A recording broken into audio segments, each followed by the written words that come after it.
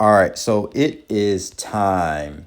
So today I'm going to be talking about um, the major news that's coming out about Panini is going to be raising prices on its products by 50%, which is huge. However, in the market that we have today, where you could just buy, let's say, a $20 blaster box of football cards and then flip it on eBay for $80 in an auction or buy it now, and basketball is even more crazy. I mean, you could buy a $20 box and sell it for 100 to 150, maybe $200, and is not even that far from release date. So that's the issue. That's the issue that's going on, where it's just free money. If you can 2 to 5 to 10, or maybe in some cases 20 extra money, then raising prices by 50% isn't going to do anything. If anything, is going to get collectors out, which is dangerous because then the market is going to be fully driven by flippers. Okay, so when the flippers get bored, and I guess some investors, so flippers and investors, the flippers are going to, and really the flippers are going to be the ones who are driving the market, because I believe it's way more flippers than purely investors. So, and a lot of investors are going to be involved in flipping as well. So then once the flippers get bored and they go to something else, you're going to see major declines and stuff. And maybe stuff that shouldn't be declining, but you're going to see major declines in things. And that's because, the collectors stop focusing on that stuff and they start going somewhere else. That's dangerous for a lot of people. And I think the investors are the ones who are going to get caught, and it's going to suck for them. So that's a major issue. However, you have to also think about this. Products, also with Target, they're not going to be selling cards for a little bit. Part of the reason is they have to protect their brand. I mean, there have been people who've been robbed outside of Target. There have been people who've been attacked over cards. So they don't want that kind of stuff going on. I mean, they already had to shut down the store, and it was embarrassing. Their brand is very, very important for them, and I think that's smart for them to do. The other thing is that includes not just sports cards, but Pokemon cards, Yu-Gi-Oh cards, many other things.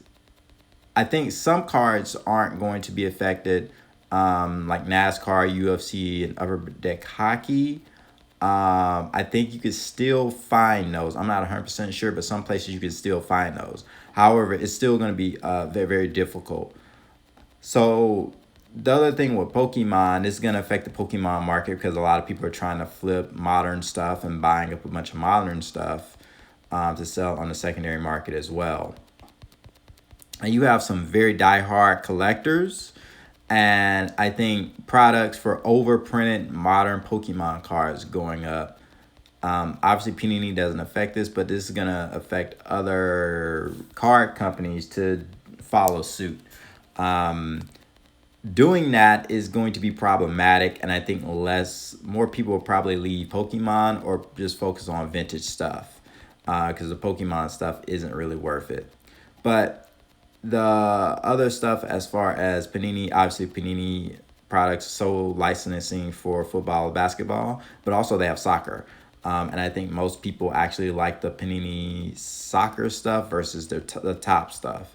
So that's going to affect those sets, and flipping, but it's not going to affect much. I think really what needs to be done, is they double or triple the price and announce that they are going to only have 90% of last year's products, and they're going to as time goes on, they're going to decrease the supply of products and raise the price.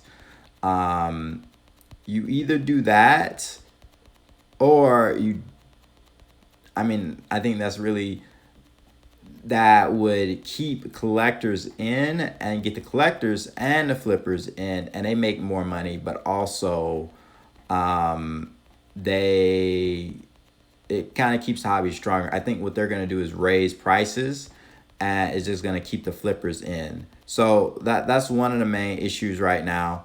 The other thing is people, I mean, it's going to affect people who are kids and family, your average people trying to buy, because it's like, man, it used to be 20 or 10, and now it's 20 or 30, or if they double, it's going to be 40. And they're like, yeah, that's too much. And it's going to decrease people to buy off of impulse. And this is a lot of times what happens in trading cards. People just buy off of impulse. And there are other places that Panini sells products. So other places, and these places you can find cards. If you're like, man, I'm trying to find cards. Rite Aid, Walgreens, Fred Meyer, CVS, GameStop, Kroger's, Dollar Tree, Dollar General, Kohl's, Party City, and BJ's Wholesale. Those are some of these other places that you can get now. You can go to a local card shop, but they're probably going to be much more expensive. So that's really the main issue that's going on right now. And then I think that this is actually going to be one of the things that cause slow death of the hobby, not just for sports cards, but trading cards in general, or just the decrease in interest and people just going on to other things.